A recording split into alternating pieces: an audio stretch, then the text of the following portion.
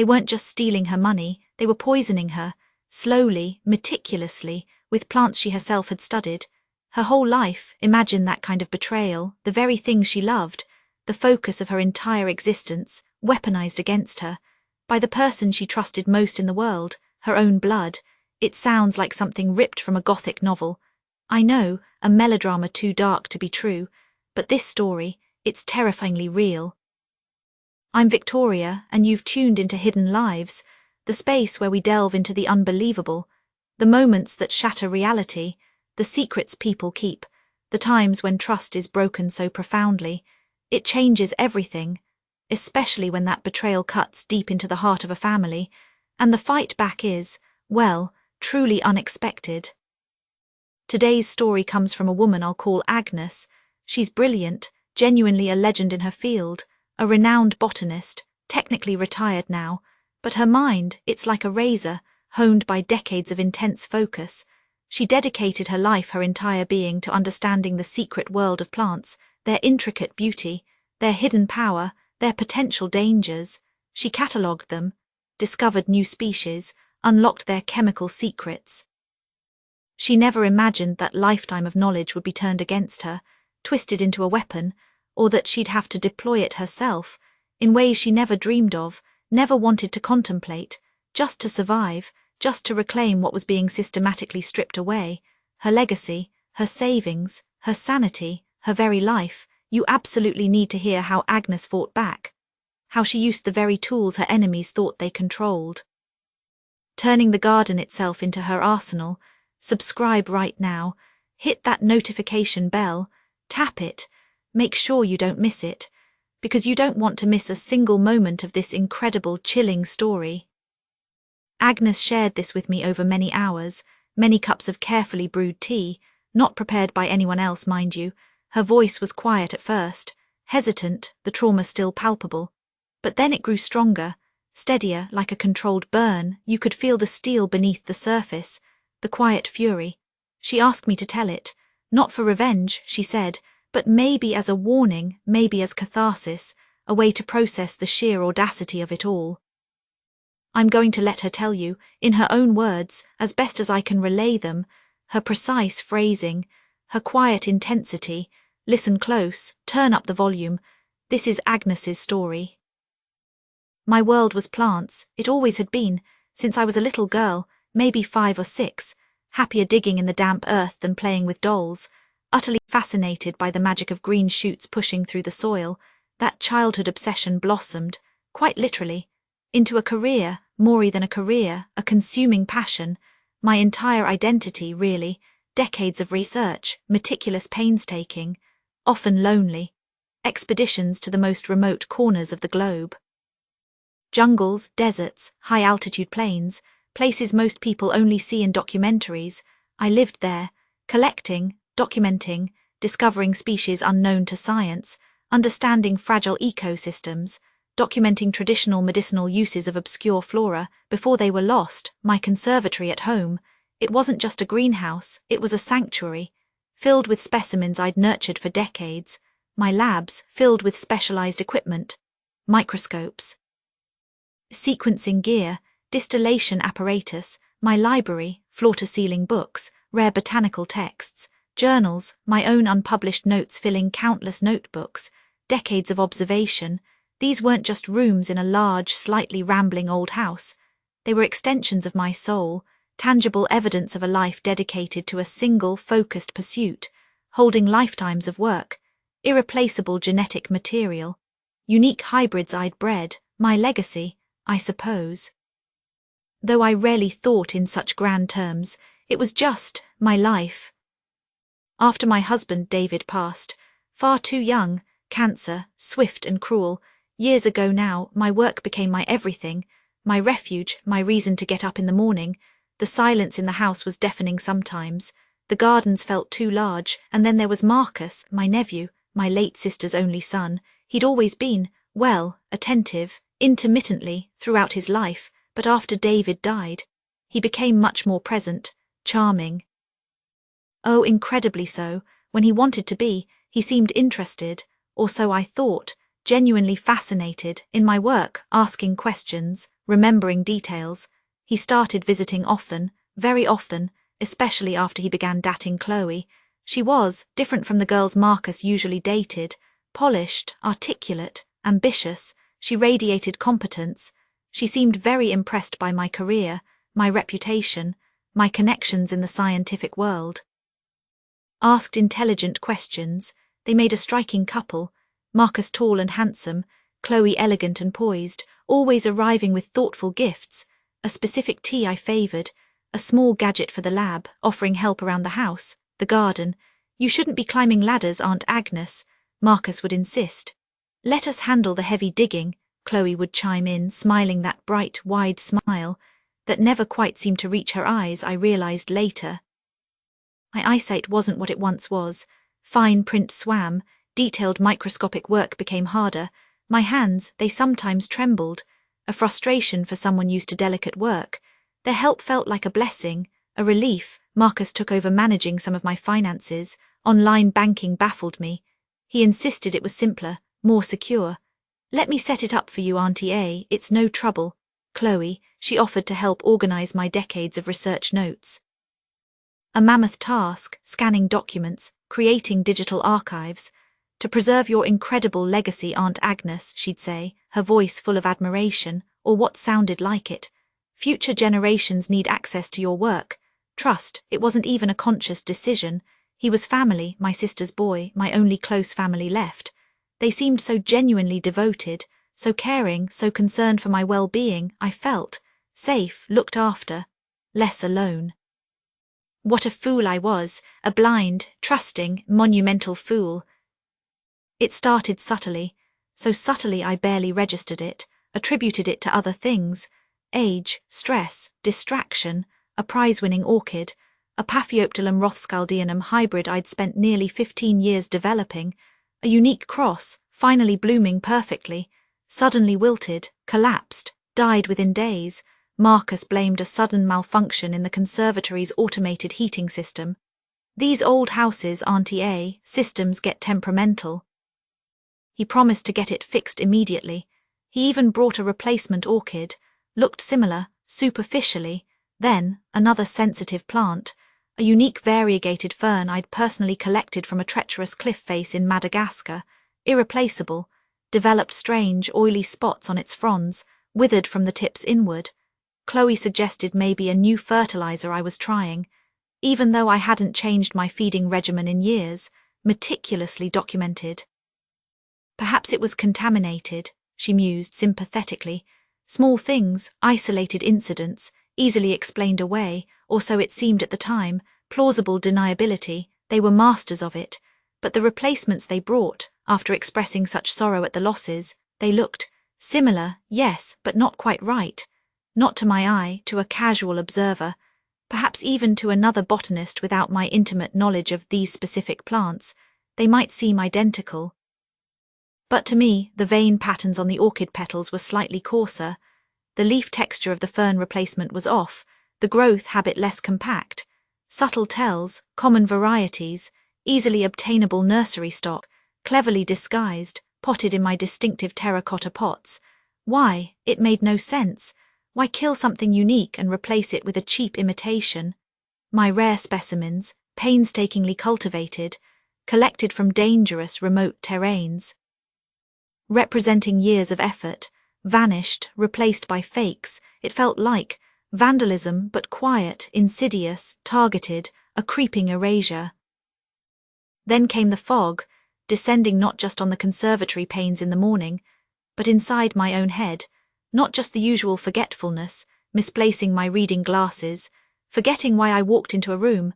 That comes with age, I know that, I expected that. This was different, profoundly different, unsettling, a heavy, thick, cottony feeling, clouding my thoughts, difficulty concentrating, holding a train of thought, words swimming on the page. Research papers I knew intimately, papers I had asterisk written, suddenly seemed foreign, dense, confusing, impenetrable. I'd find myself drifting off, mid-sentence, during conversations, mid-task in the lab, staring blankly at a Petri dish, feeling dizzy upon standing. Weak, a pervasive lethargy settling into my bones, especially after meals or my evening tea, which Chloe often prepared, insisting I relax. Bringing it to me in my favourite porcelain cup. "Just need more rest, Aunt Agnes," Marcus would say, patting my hand with false solicitude. "You've been overdoing it in the lab again." Chloe would nod, concern etched deeply, convincingly, on her perfectly smooth face. "We worry about you, pushing yourself so hard, you need to slow down." They suggested I start taking supplements, vitamins, for energy, for mental clarity. Chloe started managing my medications. My mild blood pressure pills. "Just to make sure you take the right dose at the right time, dear," she'd coo, sorting them into a daily pill organizer. The fog thickened, became denser, more persistent, my memory, which had always been encyclopedic, legendary when it came to botany. Genus, species, chemical compounds, locations, dates, started failing me dramatically in everyday things. Did I pay the electricity bill? Marcus said I hadn't. Showed me an overdue notice. Did I call the plumber about the dripping tap? Chloe said she'd had to handle it because I'd forgotten. Again, where did I put my keys? My wallet? My glasses? Constantly searching, feeling flustered, inadequate. Marcus started handling more and more of the finances. "Just until you're feeling sharper, Auntie A," he'd say, flashing that charming, reassuring smile. "Less stress for you." He'd bring papers to sign. Stacked sometimes. Explanations brief, hurried, reassuring. Just standard updates, account renewals, moving things to a higher interest account. I was too tired, too foggy, too ashamed of my apparent decline to read the fine print, the columns of figures. I trusted him, my sister's son, my helper, my signature, scrawled weekly, giving away control, piece by tangible piece. My reputation, painstakingly built over 50 years, that started to fray too, subtly at first, then unravelling with alarming speed. An article I co-authored with a longtime colleague in Germany. He called me, confused, concerned. He mentioned specific data points, statistical analysis in the final published version. That seemed off, inconsistent with my known meticulous methodologies. Almost sloppy. I was horrified, mortified. I checked the submitted draft on my computer, or what I thought was the final version. It wasn't quite what I remembered writing. Subtle changes had been introduced, skewed results, minor errors that cumulatively made the conclusion seem less robust. Chloe had helped format the final submission, managed the digital files. "So many different versions, Agnes, it's easy to get mixed up." She'd sympathized when I expressed confusion. Wide-eyed innocence perfected. But the errors made me look careless, past my prime, incompetent. Then, rumours started circulating, insidious whispers, on specialist online forums, in academic circles, university departments where I had contacts, whispers about Agnes Sterling, losing her touch, poor woman, sad decline, maybe even fabricating some of her earlier, more celebrated results, suggesting my foundational work might be questionable. Where were these vicious rumours coming from? Who would start them? Marcus claimed he was trying to defend me, contacting people he knew, former students of mine, trying to smooth things over.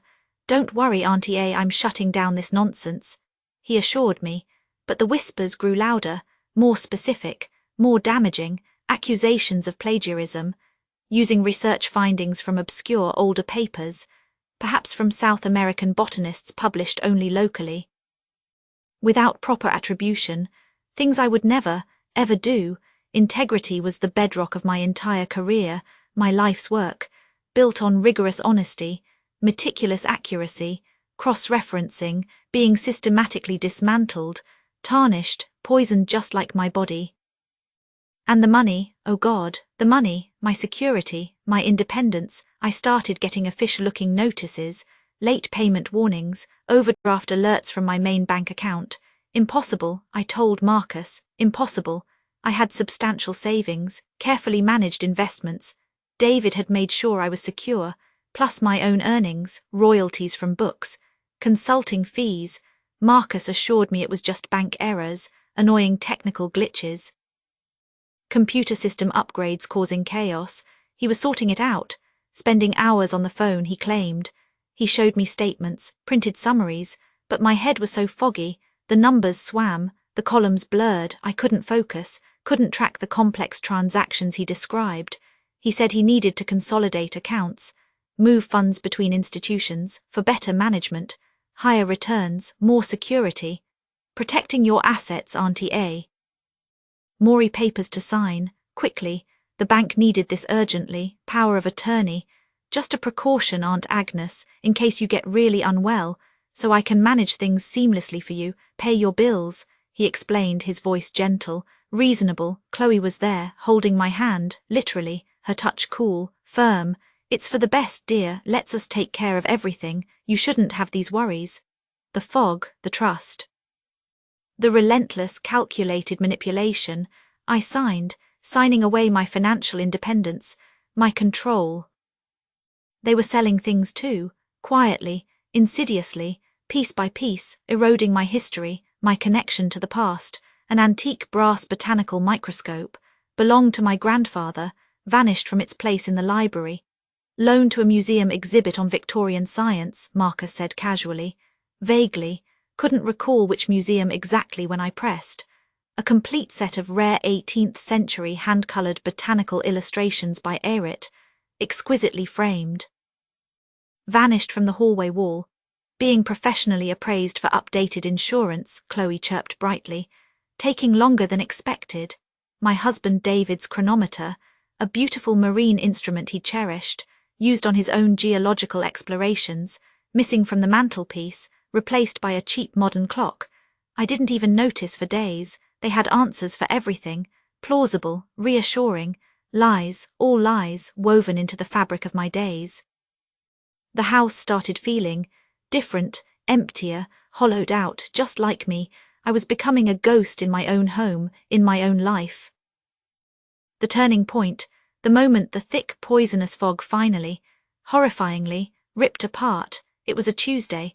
I remember the weak afternoon sun slanting through the conservatory window, catching dust motes dancing in the air.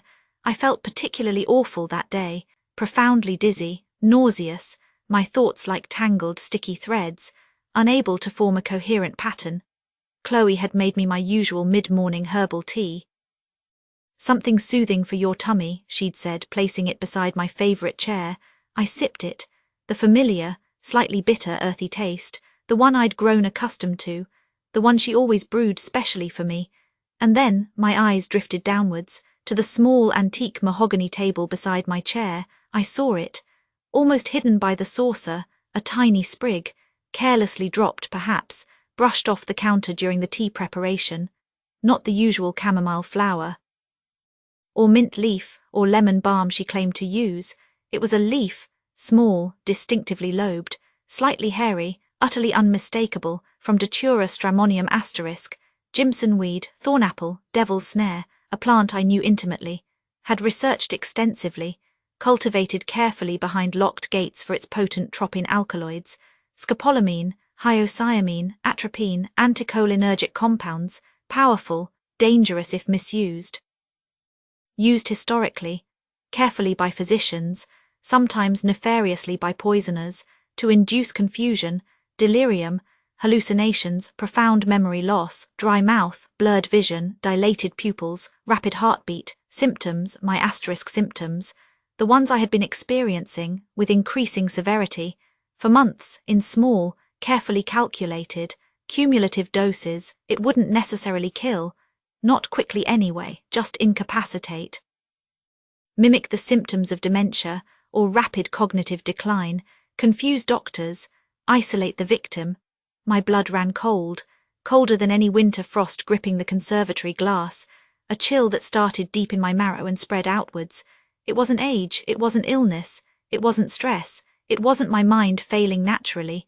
It was them, Marcus, Chloe, my charming nephew, my sister's son, his polished, ambitious girlfriend. They were drugging me, systematically, deliberately poisoning me, using my own field of expertise, my life's work, against me, to make me seem incompetent, senile, incapable of managing my own affairs, to justify taking complete control of my money, my research, my home, my life, and the replaced plants, the sabotage of my reputation, the missing valuables, the financial irregularities. It all clicked into place, instantly, with horrifying clarity. A monstrous mosaic of greed and betrayal. The fog in my head wasn't illness, it was poison, administered by hands I trusted, and in that precise moment, the dizziness didn't vanish, but it receded, pushed back by a surge of adrenaline unlike anything I'd ever experienced. Cold, clear, absolute, rage, not hot, explosive fury, but something deeper, icier, more potent, the quiet, methodical patience of the botanist, the researcher, observing, analyzing. Understanding the mechanism of the poison, now turned instantly, irrevocably, towards understanding the predators. They thought I was a frail old woman, fadding away, confused, easily manipulated, disposable, a nuisance to be managed and then discarded. They had underestimated me. Gravely, fatally, they had forgotten what else plants could do. Beyond healing, beyond beauty, they had forgotten the power dynamics inherent in nature, predator and prey. Parasite and host, they had forgotten who I was, Agnes Sterling, not just a victim, but a scientist with a very particular set of skills, and I would make absolutely certain they never forgot again. Can you even begin to imagine that single chilling moment of realization, the world tilting on its axis, knowing your own family, someone you loved, someone you took into your home, your heart was actively, methodically, trying to destroy you, erase you, using the very thing you cherished most, your passion, your life's work, as their weapon, the level of cruelty, the sheer, calculated audacity, it's breathtaking, it leaves you speechless. Agnes could have collapsed, given in to despair, called the police immediately perhaps, though what proof did she have at that exact moment, accepted the narrative they were so carefully writing for her, the confused, declining old woman. Many people would have, understandably. The shock alone could be paralyzing, but something in Agnes, that meticulous researcher's mind, that survivor's instinct honed by decades of navigating difficult terrains and complex problems, ignited. A pilot light of fury flickered into a controlled blaze. This wasn't just about getting her money back, though that was important. Her independence depended on it. This wasn't just about saving her reputation, though her entire life's work was crumbling. This was about justice, fierce, elemental, uncompromising justice, fueled by righteous rage, the kind that burns cold and bright, illuminating the path forward, before we hear how Agnes turned the tables. How she meticulously planned her counterattack, using her unique skills in ways that were frankly, terrifyingly brilliant. Let me ask you, have you ever felt utterly underestimated, patronized, pushed aside, betrayed by someone you thought had your back? Maybe not like this. Hopefully never ever like this, the stuff of nightmares, but that feeling, that spark of indignation, that refusal to be erased, it's powerful, isn't it, if Agnes's story resonates with you? If you believe in the strength it takes to fight back when everything seems lost, make sure you're subscribed. Hit that button now, because the next part of this story, it's pure calculated payback, executed with scientific precision. You need to hear this. Okay, back to Agnes, regaining her focus, her power, the moment the *** leaf registered, seared itself into my brain, everything shifted, irrevocably. The gentle, slightly foggy, trusting botanist vanished, evaporated like morning mist, replaced instantly by a strategist, a survivor, fueled by ice-cold fury. My mind, which they had tried so hard to cloud, suddenly felt diamond-sharp, laser-focused.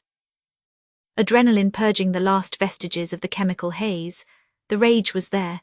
Oh yes, a burning core of it, deep inside, but I contained it, channeled it, compressed it into something hard, cold, useful, like dry ice. They thought I was weak, confused, declining rapidly. Perfect. Let them keep thinking that, for a little while longer. It was the perfect camouflage. Play the part, act a little more forgetful, a little more frail, sigh more often. Spill things occasionally, ask them to repeat themselves, lean into their narrative, while behind the mask, I began to work methodically, relentlessly. First, evidence. Hard, irrefutable proof. I needed proof, not just suspicions, tangible evidence of the drugging, the financial fraud, the theft of my property, the academic sabotage, the tea, the delivery mechanism for the poison. I started saving samples, discreetly, after pretending to drink it. Sometimes I'd pour most of it down the sink when Chloe wasn't looking, feigning thirst.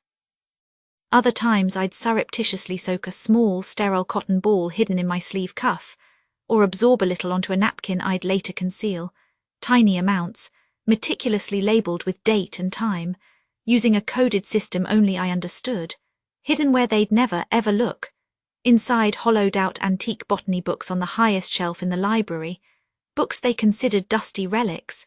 Irrelevant, I needed to analyse these samples. Confirm the *datra* alkaloids, identify any other substances, but I couldn't use my own lab equipment. They watched me too closely when I was in there. Chloe often helped me clean up. Marcus tracked my online orders for chemicals and supplies, ostensibly to manage budgets. My communications were likely monitored too. Emails, phone calls, they were nothing if not thorough. I reactivated an old, defunct email account, one I hadn't used in 15 years, registered under a variation of my maiden name, accessed only through a public library computer initially. Then I bought a cheap disposable burner phone, paid with cash, during a rare solo trip to the local grocery store, feigning a sudden urgent craving for crystallized ginger, something they found amusingly eccentric, from a secure line, using encrypted messaging apps. I contacted a former colleague, Dr. Aris Thorne, a brilliant toxicologist, fiercely intelligent, incredibly discreet, utterly trustworthy. He'd consulted on one of my South American expeditions years ago, identifying toxins in ceremonial plant preparations. He lived overseas now, semi-retired, running a small private analytical lab, perfect, removed from my immediate situation. We used carefully coded language in our initial communications, referring to plant compounds as pigment variations, contamination studies as spore analysis, discussing hypothetical scenarios involving unusual alkaloid profiles in traditional remedies. He understood immediately, beneath the careful phrasing, the gravity, the potential danger I was in. Aris had always possessed a keen intuition. Alongside his scientific rigour, he agreed to help, without hesitation. He would analyse the samples I would carefully courier to him, disguised as dried botanical specimens requiring specialised microscopic identification, packed among legitimate samples. Next, the plants, the systematic destruction and replacement. I started documenting the fakes, secretly, late at night, when Marcus and Chloe were asleep or out, using a high-resolution digital microscope camera I kept hidden, taking microphotographs of the subtle differences, the incorrect cellular structures visible only under high magnification, the telltale signs of common cultivars versus my unique wild-collected or specially bred specimens. Comparing them meticulously to my own detailed records, my original collection logs dating back decades, cross-referencing with high-definition photographs from years past, stored on encrypted hard drives they didn't know existed, building a case, file by digital file, image by annotated image, proving the deliberate, malicious pattern of replacement, the systematic destruction of unique, irreplaceable genetic lines, vandalism at a genetic level. Then the finances, the stolen inheritance, the siphoned savings, the pilfered legacy. This was harder, much harder. Marcus, guided perhaps by Chloe's sharper financial acumen, had woven a complex, tangled web, multiple transfers, newly opened accounts under variations of my name or holding companies I'd never heard of, forged permissions, electronic signatures obtained under false pretenses. He was clever, I had to grant him that. Cunning, audacious. But he wasn't a botanist, he wasn't a biochemist. He didn't understand the other highly specialized research project I'd been working on, quietly, obsessively, almost as a private passion. For years, research into extremophiles, organisms including rare algae, lichens and deep-sea bacteria that thrive in the harshest environments on Earth, volcanic vents, hypersaline lakes, Antarctic ice. Some of these extremophiles produce incredibly rare, stable isotopes, Unique, complex biomolecules with highly specific chemical signatures, almost like molecular fingerprints, virtually impossible to replicate without access to the original organism and my specific extraction protocols. Years ago, long before Marcus became a fixture, driven partly by intellectual curiosity and partly by a nagging worry about protecting the provenance of my most valuable unpublished research data, I had developed microscopic inert tracers, derived from these unique extremophile compounds, invisible to the naked eye, odorless, tasteless, easily incorporated into specialized inks, security paper fibers, even liquids or binding agents, and I had, experimentally, begun marking certain key financial documents I stored, master copies of crucial research papers. Even applying microscopic tags to the provenance labels and mounting boards of some of my most valuable antique botanical illustrations, a personal, utterly untraceable security measure, a silent witness embedded in the very fabric of my legacy, just in case, a scientist's paranoid insurance policy. Now, it was time to see if my secret tags could expose their elaborate theft, bring their hidden actions into the light. I needed access, samples. Without raising the slightest suspicion, playing the part of the increasingly frail, slightly confused aunt, I pretended to be organizing old files, a monumental task given my supposed state. Just sorting through some memories. For posterity, I murmured vaguely to Chloe one afternoon, my hands trembling slightly, making small, disorganized piles, while Chloe was momentarily distracted on a long, intense phone call in the other room, packing back and forth. Probably arranging the logistics for selling another piece of my life, I managed to secure tiny, microscopic samples. Using specialized tweezers and microscalpels hidden in my pocket, I carefully lifted a minuscule corner flake from a signed financial document Marcus had rushed me through signing days earlier, a document granting him broader powers, a single fiber pulled from a new, glossy appraisal certificate for the loaned Arit illustrations. An appraisal dated asterisk after they had clearly already disposed of them, a scraping of ink from a recently modified research proposal bearing my name, sent off again, disguised as soil mineral samples for isotopic analysis, to Dr. Aris Thorne, whose state-of-the-art mass spectrometry equipment could detect the vanishingly faint signatures of my microscopic extremophile tracers. The encrypted emails started coming back from Aris, confirming my worst fears, and then exceeding them, laying bare the full, horrifying extent of their scheme. Dr. Thorne confirmed the consistent presence of *Datura* alkaloids, specifically scopolamine and hyoscyamine, in the T samples, dose levels fluctuating slightly, but always present, enough to maintain cognitive disruption. He also found traces of other synthetic sedatives. Benzodiazepines likely, suggesting a cruel, layered cocktail designed to ensure maximum incapacitation and confusion, mimicking sporadic good days and bad days. He confirmed the plant replacements were systematic, deliberate, based on my microphotographs and detailed comparison notes, mapping a clear pattern of substitution coinciding with their increased presence and control, destruction of genetic value, and the tracers, bingo, a direct hit, multiple hits. My unique extremophile signatures, my silent witnesses, were found on financial transfer documents supposedly signed after I was already demonstrably being drugged, proving forgery or coercion. They were found on the new appraisal certificate for the Arit illustrations, which Aris, through some discreet online digging via art market contacts, confirmed Marcus and Chloe had already sold through a shady online dealer specializing in items with questionable provenance. Weeks before the appraisal date, the tracers linked the fraudulent document directly back to the stolen items originating from my collection.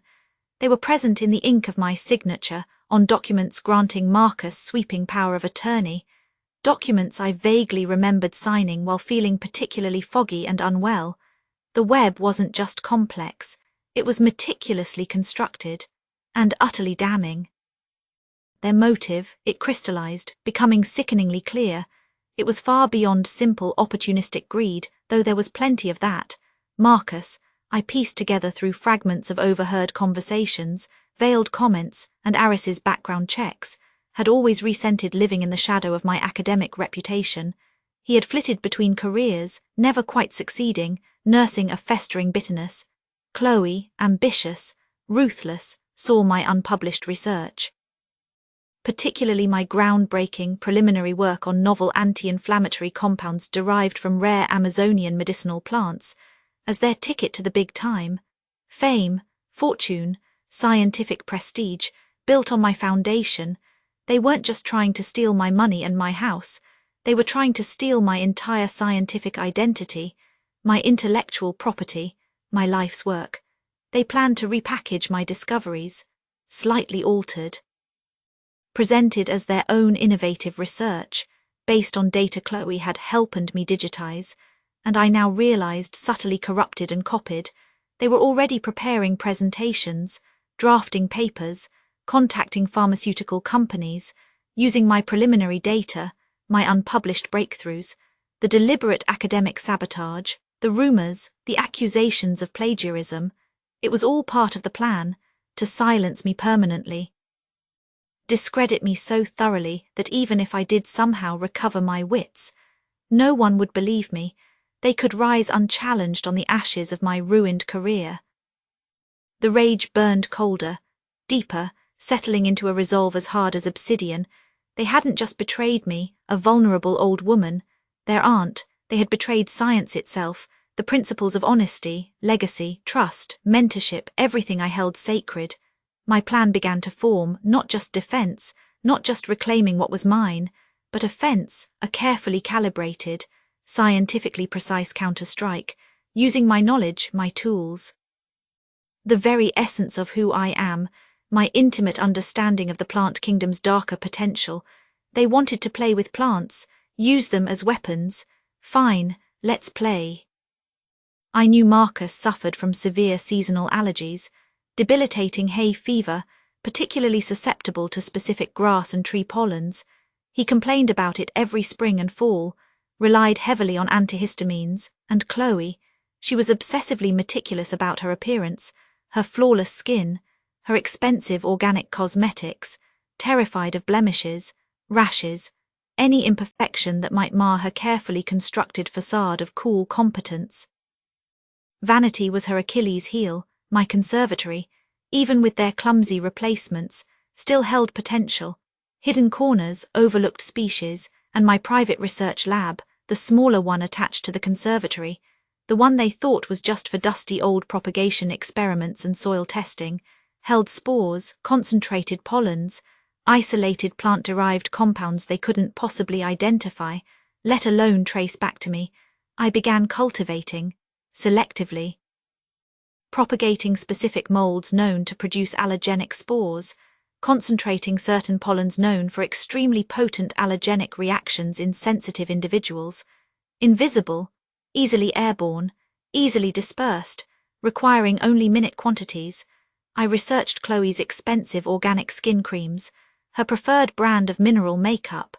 I may have borrowed empty containers from the recycling bin, noted the ingredients lists online, identifying key compounds, emulsifiers, base oils, that could be subtly, chemically antagonized by specific plant-derived irritants, things like concentrated capsaicin derivatives or compounds isolated from stinging nettles, processed to be colorless and odorless, harmless to most skin, but potentially highly reactive on her specifically sensitized skin, especially under conditions of heat and stress, a delayed reaction, triggered by environment.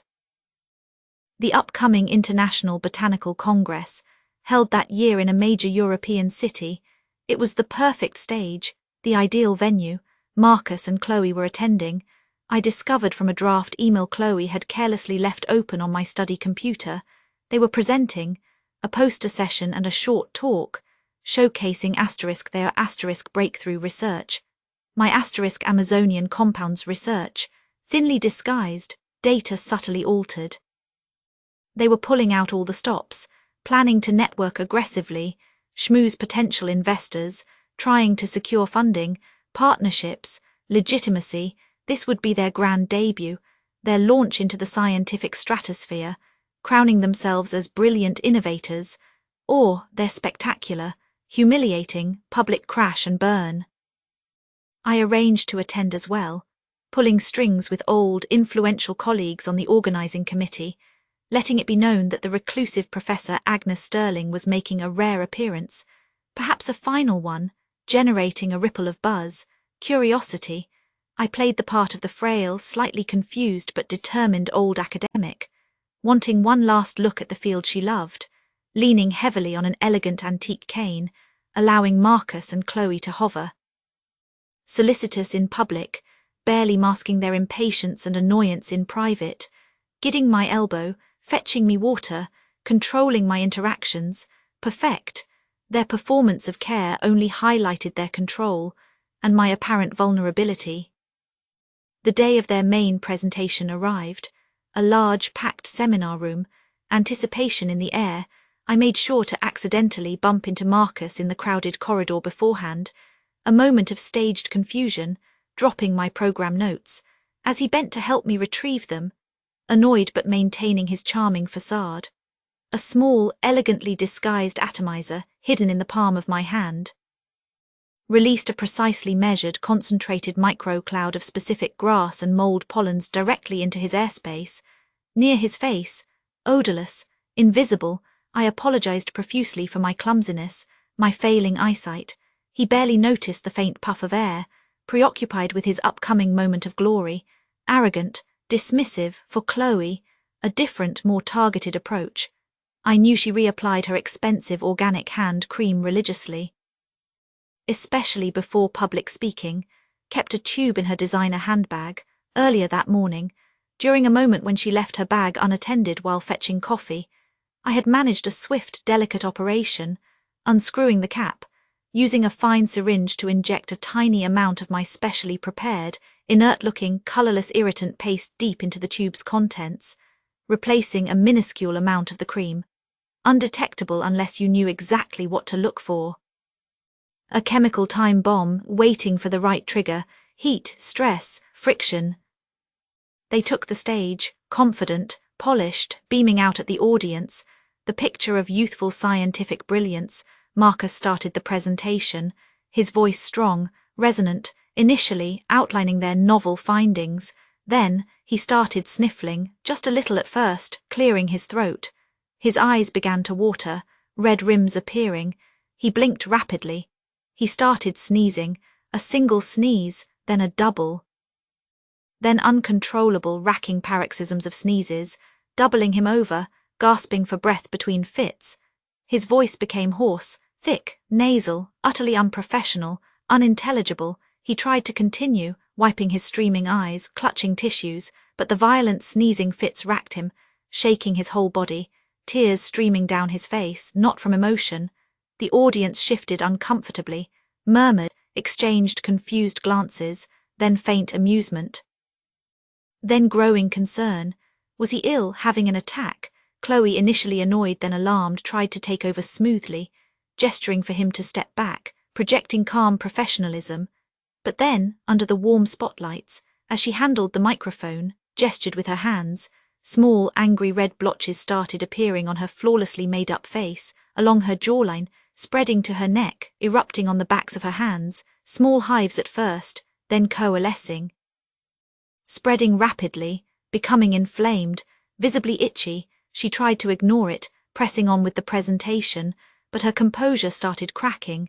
She started scratching, subtly at first, at her neck, behind her ear, then more desperately, visibly, clawing at her inflamed skin, her perfectly manicured nails leaving red tracks. Her voice trembled, not with passion for science, but with sheer physical discomfort and rising, uncontrollable panic. Their carefully prepared presentation, their moment of triumph, dissolved utterly into a humiliating, grotesque spectacle, a farce of uncontrollable sneezes, streaming eyes, desperate, frantic scratching, gasping breaths. They looked ridiculous, wildly unwell, utterly, laughably unprepared, unprofessional. They stumbled off stage mid-presentation, to shocked silence, then rising murmurs, Marcus furious, bewildered, blaming the hotel's air conditioning, dust. Pollen counts, Chloe close to tears, convinced she'd developed a sudden, hideous allergy, or stress hives, anything but the calculated, invisible truth they couldn't possibly fathom, orchestrated by the frail old woman watching calmly from the back row. But I wasn't finished. Oh no, that chaotic display, that was merely the overture. Satisfying, yes, but preliminary, the real performance, the checkmate, was yet to come, later that same day, during the open Q&A session for a prestigious panel discussion on, ironically, research ethics and scientific integrity. I waited patiently, then moved slowly, deliberately, to the microphone set up in the aisle, leaning on my cane, drawing all eyes, my voice. And I spoke, was surprisingly clear, steady, carrying through the large auditorium, amplified by the microphone, resonating with quiet authority. All eyes turned to me, the frail legend, the near-mythical Agnes Sterling. What wisdom would she impart? I have a comment, I began, my voice level, regarding the crucial importance of provenance and the devastating consequences of the misappropriation and deliberate corruption of scientific legacy. A profound silence fell. Thick with anticipation, you could hear a pin drop, and then I laid it all out, calmly, precisely, methodically, citing dates, times, specific plant genus and species, referencing exhibit numbers for the data I was about to project. I spoke of the systematic replacement of invaluable, irreplaceable specimens from my conservatory, showing key comparative microphotographs on the main screen, sourced from my secret documentation, highlighting the cellular differences, the genetic fraud, undeniable visual proof. I spoke of the complex financial fraud, presenting clear, concise summaries of Dr. Aris Thorne's meticulous analysis, projecting images highlighting the presence of my unique extremophile traces on forged financial documents, on falsified signatures, on the fraudulent appraisal certificate for the stolen ARIT illustrations. Linking these documents directly to Marcus and Chloe's recent, unexplained influx of wealth, luxury purchases, offshore accounts Aris had uncovered, I spoke of the deliberate academic sabotage, revealing the original, unaltered data logs from my Amazonian research, projecting them side by side with the fabricated, skewed results Marcus and Chloe had just tried to present hours earlier, highlighting the specific data points they had altered. Results Dr. Thorne had helped me definitively debunk with statistical analysis, exposing their scientific fraud, and finally, my voice dropping slightly but losing none of its intensity, I spoke of the poisoning, the ultimate betrayal. For many months, I said, my voice ringing with cold, controlled anger that resonated in the packed room, I was systematically drugged with *Datura-stramonium*, Jimson weed, and other sedatives, administered primarily through beverages prepared for me by my nephew Marcus Thorne and his partner Chloe Dubois. Gasps rippled through the auditorium. Shock, disbelief, horror on the faces of colleagues, students, scientific leaders. This was done, I continued, my gaze sweeping the room, then landing directly on Marcus and Chloe sitting white-faced, stunned, frozen, trapped in the middle rows, to induce symptoms mimicking rapid cognitive decline. Dementia, to facilitate their control over my assets, and to steal my unpublished research. I have biochemical proof, I stated, gesturing to the final data slides prepared by Dr. Thorne, showing the chromatographic analysis results, the specific alkaloid peaks, the benzodiazepine traces, confirmed from multiple samples I managed to preserve.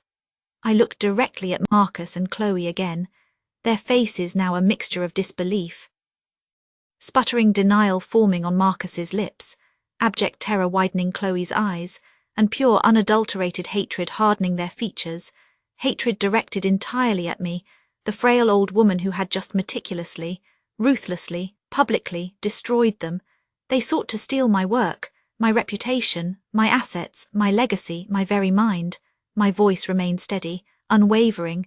They underestimated the resilience of life, I said, my voice dropping slightly, becoming almost philosophical, both in the plant kingdom and in its students, and they gravely underestimated the meticulous nature and the resources of a dedicated botanist, The evidence was overwhelming, multi-layered, scientifically rigorous, undeniable, presented with chilling precision and clarity.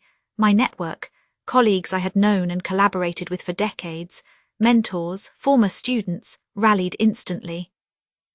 Outrage spread like wildfire through the auditorium and within minutes through the entire Congress. Security was called, discreetly, efficiently, by senior conference organizers sitting near the front.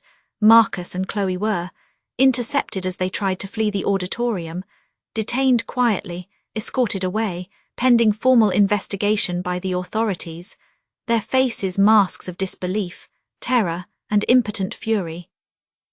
The fallout was swift, brutal, and catastrophic. For them, exactly as calculated. Criminal charges followed quickly: fraud, grand larceny, elder abuse, assault with a controlled substance, conspiracy, forgery. The list was long, the evidence compelling. The academic community reacted with universal condemnation, blacklisting them instantly, their careers, over before they had even truly begun, vaporized in a single afternoon. The stolen money, much of it was traced by forensic accountants working with Aris and the police, frozen, seized, though recovering the sold antiques and the Arit illustrations proved far more difficult. Some items were lost forever into the murky underworld of unscrupulous dealers, a painful, lingering sting, a permanent loss, but my reputation, cleared, utterly vindicated, restored, perhaps even enhanced, now imbued with a certain formidable mystique. Colleagues from around the world offered support, practical assistance, helping me secure my remaining assets, navigate the legal complexities, reconstruct damaged research records from my backup files, offering collaborations. The story leaked, inevitably, though the more dramatic details of the poisoning and the precise methods of my revenge were kept somewhat contained, presented in drier, legalistic terms for public consumption. But the core message was clear.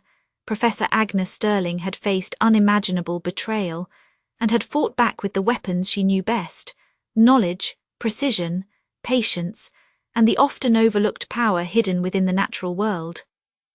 My life now, quieter, certainly, but stronger, imbued with a renewed sense of purpose and vigilance. The conservatory is slowly being repopulated, not with replacements, but with new, carefully sourced specimens, new projects. I have carefully vetted interns assisting me now, bright young students with genuine passion and demonstrably ethical cause. I check references very, very carefully now. I established a small foundation, using the recovered funds. The Agnes Sterling Foundation for Ethical Botany, dedicated to protecting endangered plant species, funding research into sustainable harvesting, and promoting integrity in scientific practice, a legacy they tried to destroy, now repurposed. The house feels less empty, filled with the quiet hum of meaningful work again. Purpose, growth. Am I forgiving? No, absolutely not. Some acts, some betrayals, cut too deep, violate the very foundations of trust and decency. They are unforgivable. They tried to erase me, turn my life's work to ash, poison me into oblivion, steal my identity. The justice they faced was harsh, yes, prison sentences, financial ruin, public disgrace, but it was earned, meticulously, scientifically, perhaps even poetically, poisonously earned, administered with the cold precision they themselves deployed. Do I sleep soundly? Yes, surprisingly so. Deeply, peacefully, there's a certain profound peace, a quiet satisfaction, in reclaiming your life, your voice, your truth, even if you have to cultivate a few thorns and learn to wield them wisely. To do it, they thought me a weak, wilting flower, ready to be composted. They discovered the roots run deep, intertwined with knowledge, resilience, and sometimes, when necessary, they contain poison, administered judiciously, effectively. Wow, just wow, take a breath. Agnes's story, it's intense, isn't it? Almost overwhelming. The sheer, calculated audacity of the betrayal by Marcus and Chloe, the methodical cruelty, the layers of deception, it's hard to comprehend. And then, the comeback, Agnes's transformation, using her lifetime of accumulated knowledge, that quiet, meticulous, scientific mind, turning their own nefarious tactics their own chosen weapons, back on them. With such devastating, chilling precision, it's profoundly chilling, but also, let's be honest, deeply, deeply satisfying, on a primal level. That image of Marcus sneezing uncontrollably, rendered helpless by pollen, Chloe scratching frantically in panic, their perfect facades crumbling under biochemical assault, while Agnes watches, calm, resolute, the strategist observing her experiment succeed, and the final reveal. The meticulous public dismantling of their lies, piece by documented piece, in front of their peers. It's like a masterclass in controlled demolition. It's a stark, powerful reminder: never underestimate quiet intelligence, never underestimate righteous fury, never underestimate the power of meticulous preparation, especially when it comes from someone who understands the dual nature of things, the power and the poison, hidden in plain sight all around us. So the question lingers: was it justice? Or was it revenge, pure and simple? Maybe it was both. Maybe sometimes, in situations this extreme, they become intertwined, inseparable, two sides of the same coin. What do you think? I genuinely want to know. Let me know your thoughts in the comments below. I read every single one.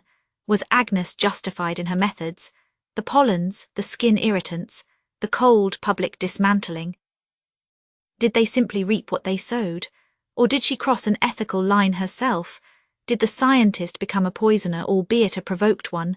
It's a tough question, a complex moral grey area, and I suspect opinions will be strongly divided. There's no easy answer here. If this story struck a chord with you, if you've ever felt the sting of betrayal or the fire of wanting to fight back, if you believe in the power of resilience and the sometimes harsh necessity of fighting back against exploitation and abuse, please share this episode. Let Agnes's incredible story serve as a warning, perhaps, but also, maybe, as a strange kind of inspiration, a testament to the strength found in knowledge and resolve, and of course, if you haven't already, please subscribe to Hidden Lives. There are so many more stories like this, astonishing stories of incredible strength in the face of darkness, resilience against all odds, waiting to be told, waiting to be heard. Thank you for listening, really listening, to Agnes's journey. I'm Victoria, and I'll be back soon with another unforgettable story, another hidden life revealed. Until next time, stay aware, stay strong, and maybe pay a little closer attention to the quiet ones and the plants in your garden.